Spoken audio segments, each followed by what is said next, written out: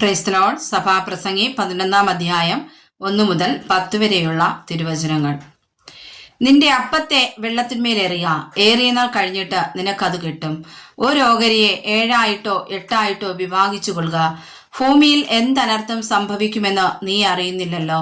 മേഘം വെള്ളം കൊണ്ട് നിറഞ്ഞിരുന്നാൽ ഭൂമിയിൽ പെയ്യും. വൃക്ഷം തെക്കോട്ടോ വടക്കോട്ടോ വീണാൽ വീണ്ടെടുത്തു തന്നെ കിടക്കും.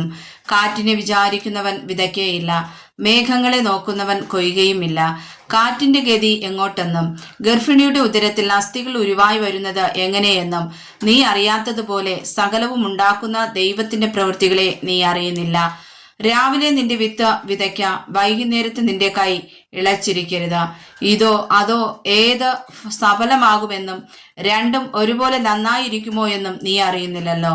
വെളിച്ചം മനോഹരവും സൂര്യനെ കാണുന്നത് കണ്ണിന് ഇമ്പവുമാകുന്നു. മനുഷ്യൻ ബഹുകാലം ജീവിച്ചിരിക്കുന്നു എങ്കിൽ അവൻ അതിലൊക്കെയും സന്തോഷിക്കട്ടെ. എങ്കിലും അന്ധകാരകാലം ദീർഘമായിരിക്കുമെന്നും അവൻ ഓർത്തുകൊള്ളട്ടെ. വരുന്നതൊക്കെയും മായയത്രേ.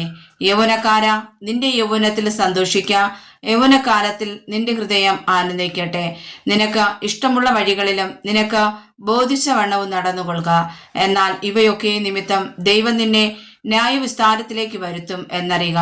ആകയാൽ നിന്റെ ഹൃദയത്തിൽ നിന്ന് വ്യസനം അകറ്റി നിന്റെ ദേഹത്തിൽ നിന്ന് തിന്മ നീക്കിക്കളക.